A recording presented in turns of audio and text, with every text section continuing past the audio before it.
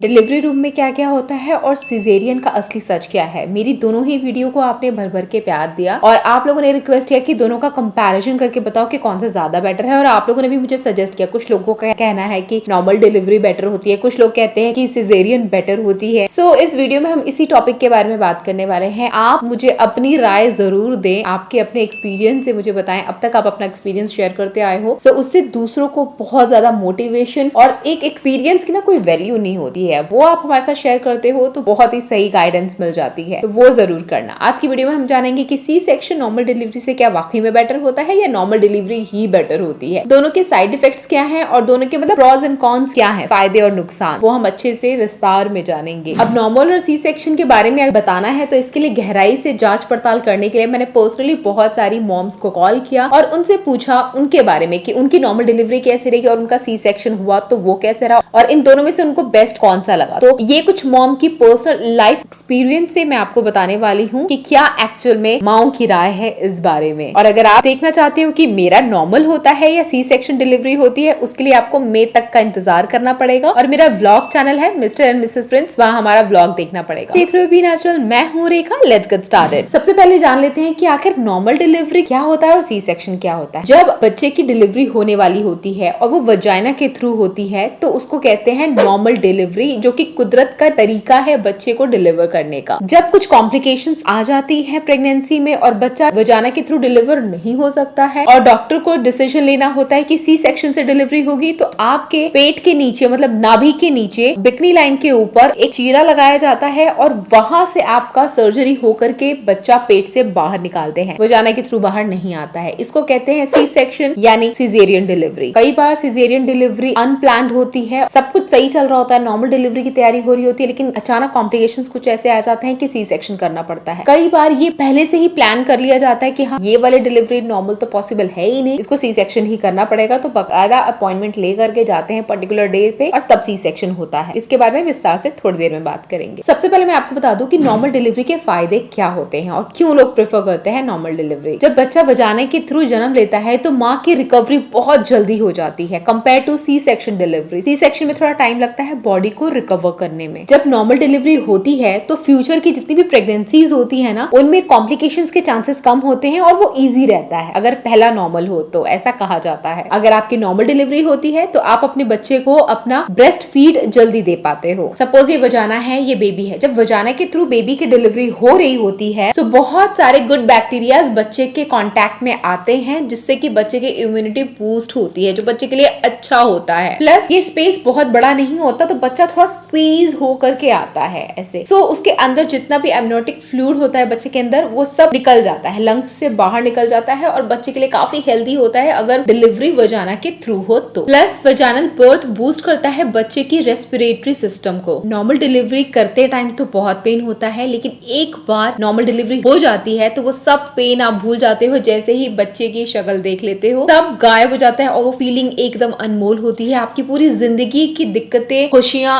एक तरफ, आपका संसार एक तरफ और बच्चा जब जन्म होकर के आपकी गोदी में आता है तो वो वाली खुशी एक तरफ। इस खुशी के आगे दुनिया की कोई भी खुशी कोई मायने नहीं रखती है। जितनी भी माएं हैं वो इस बात से रिलेट कर पाएंगी। तो ये तो थे बहुत सारे नॉर्मल डिलीवरी के फायदे जिसकी वजह से हर कोई चाहता है नॉर्मल डिलीवरी हो। लेकिन आज भी इंडिया में कुछ स्टेट्स ऐसे हैं जहाँ 95% से भी ज्यादा लोगों का सी सेक्शन होता है, नॉर्मल डिलीवरी होती ही नहीं है। जबकि WHO की गाइडलाइन के हिसाब से सिर्फ 10 से 15% केसेस ऐसे होते हैं जहां इमरजेंसी सी सेक्शन की जरूरत होती है, बाकी में आपको सी सेक्शन करने की जरूरत नहीं होती है। लेकिन फिर भी 95% सी सेक्शन हो रहे हैं। क्या 95% में इमरजेंसीज होती होगी, एबनॉर्मलिटीज होती होगी? क्यों होता है? आपको क्या लगता है? कमेंट करके जरूर बताना। अब बात कर लेते हैं सी सेक्शन क्यों और किस मजबूरी में या किस वजह से लोग कराते हैं एंड ये क्या बेटर है नॉर्मल डिलीवरी से, प्लस इसके क्या फायदे या नुकसान है। कभी कभी ऐसा होता है कि स्टार्टिंग से प्लान करते हैं नॉर्मल डिलीवरी होगी, एक्सरसाइज किया, वॉक किया, सब कुछ किया, डॉक्टर ने जो भी बताया था और डॉक्टर को भी लगता है कि हाँ नॉर्मल तो हो ही जाएगा। हालांकि 100% एश्योरिटी तो कोई डॉक्टर आपको दे नहीं सकता है कि आपका सी ही होगा या नॉर्मल ही होगा, वो तो लास्ट मोमेंट पे कुछ भी हो सकता है। तो ऐसा कभी कभी हो जाता है कि आपकी नॉर्मल डिलीवरी की तैयारी चल रही है लेकिन कुछ कॉम्प्लिकेशंस ऐसे आ जाते हैं, मे बी बेबी की हार्ट बीट थोड़ी लो हो जाती है, बेबी डिस्ट्रेस में चला जाता है, तो फिर इमरजेंसी सी सेक्शन का डिसीजन लेना पड़ता है डॉक्टर्स को। बट कई बार पहले से प्लान कर लिया जाता है कि ये डिलीवरी नॉर्मल नहीं हो सकती, इसको सी सेक्शन ही करना पड़ेगा। जैसे कि बच्चा सही पोजीशन में नहीं आता है, बच्चे का हेड डाउन नहीं होता है, बच्चा पहले से डिस्ट्रेस हो जाता है, बच्चे की नाड़ पूरी तरीके से कॉर्ड जो होती है वो गले में फंसी हुई होती है, या फिर जो बर्थ कैनाल है वहां पे स्पेस छोटा है, साइज छोटा है और बच्चे का हेड थोड़ा बड़ा हो गया है, तो इन एप्रोप्रिएट साइज की वजह से नॉर्मल डिलीवरी नहीं हो सकती है। आपकी हिस्ट्री में आपको डायबिटीज हो रखा हो, हर्पीज हो, हाई ब्लड प्रेशर हो, या फिर कई और कॉम्प्लिकेशंस हो सकते हैं जिसकी वजह से आपके नेचुरल बर्थ में कॉम्प्लिकेशंस आ जाए। और ये सब प्रॉब्लम ना हो तो कई बार ऐसा होता है कि मल्टीपल प्रेगनेंसीज होती हैं, आपके 3 या 4 बच्चे होते हैं पेट में, तो वो नॉर्मल डिलीवरी के लिए इजी नहीं रहता है, तो तब भी सी सेक्शन का डिसीजन लेना पड़ता है। तो सी सेक्शन के फायदे और नुकसान की बात कर लेते हैं। फायदे की बात करो तो सी सेक्शन में फायदा आप ये बोल सकते हो कि जैसे आप ऑपरेशन रूम में गए, जैसे आपको चीरा लगा तो उस चीरे के 5 मिनट के अंदर अंदर आपका बेबी बाहर आ जाता है और उसकी प्यारी सी आवाज रोने की आप सुन सकते हो। और जब बच्चा बाहर आ रहा होता है, डॉक्टर पेट काट के आपका बच्चा निकालते हैं, तो आपको कोई दर्द एहसास नहीं होता है क्योंकि आपको पहले से ही वहां पे नम कर दिया जाता है। उस वक्त आपको फील कुछ भी नहीं होगा, बस ये एक पल भर की खुशी आपको मिलती है, लेकिन दर्द से बच नहीं सकते हो। मैंने सुना है कई विमेन ऑप्ट करती हैं कि हमारा सी सेक्शन कर दो क्योंकि नॉर्मल डिलीवरी का पेन हम बर्दाश्त नहीं कर सकते हैं, लेकिन ऐसा नहीं है। नॉर्मल डिलीवरी का पेन आपको उस वक्त होता है, बाद में आप जल्दी रिकवर कर लेते हो। बेबी होते हुए तो आपको सी सेक्शन का पेन नहीं हुआ, लेकिन उसके बाद जब आप अंडर ऑब्जर्वेशन रहते हो, जब दवाई का असर खत्म होता है, तब आपको बहुत पेन होता है और थोड़ा संभल करके रहना पड़ता है कुछ टाइम तक। रिकवरी में काफी ज्यादा टाइम लग जाता है compare to normal delivery. Normal delivery में 1 से 2 दिन आप हॉस्पिटल में रुकते हैं, लेकिन सी सेक्शन में 2 से 4 दिन ऑन एवरेज आपको हॉस्पिटल में अंडर सुपरविजन रहना पड़ सकता है। वो भी डिपेंड करता है आपकी कंडीशन और कॉम्प्लिकेशंस पे। सी सेक्शन में ऐसा भी होता है कि जब आपका सी सेक्शन हो चुका है तो आपको 24 घंटे के लिए एकदम स्ट्रेट लेटना पड़ता है, आपको कोई मूवमेंट नहीं करनी होती है, आपको ऑपरेशन के पहले भी कुछ नहीं खाना होता है, कम से कम 8 घंटे तक खाना पीना नहीं है, ताकि आपको ऑपरेशन के टाइम वॉमिटिंग वगैरह ना हो जाए। और ऑपरेशन हो जाता है उसके बाद भी आपको खाने पीने के लिए उतनी ज्यादा चीजें नहीं मिलती है, मतलब आप लिक्विड पे रह सकते हो, हैवी खाना नहीं खा सकते हो, आपको थोड़ा वेट करना पड़ता है। तो जैसे ही आपके 24 घंटे या जो भी सुपरविजन का टाइम होता है वो खत्म हो जाता है, तब आपको हल्का फुल्का खाना देते हैं और फिर आप खाना स्टार्ट कर सकते हो। और आप दोबारा बेड से उठने में आप 1 से 2 दिन लगा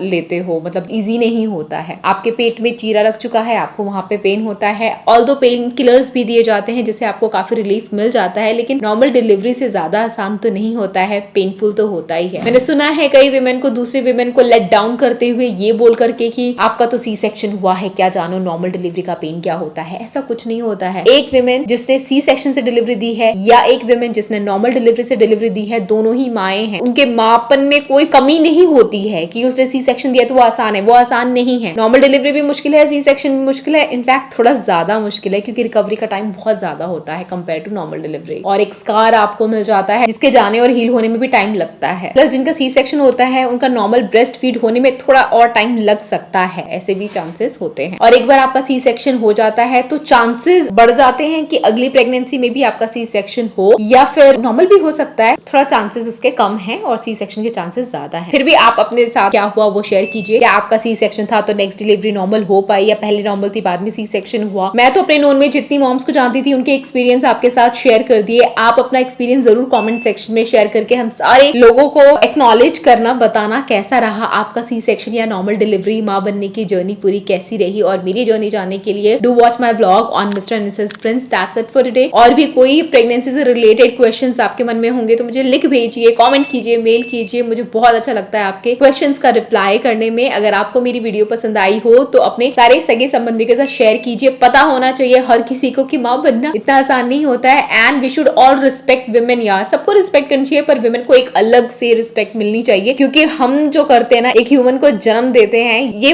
बहुत दुनिया का टफेस्ट काम होता है, और उस पेन के आगे कोई पेन नहीं, और बच्चे होने के बाद उस खुशी के आगे कोई और खुशी नहीं। That's it for today. मैं आपसे फिर मिलूंगी, तब तक के लिए बाय गाइस।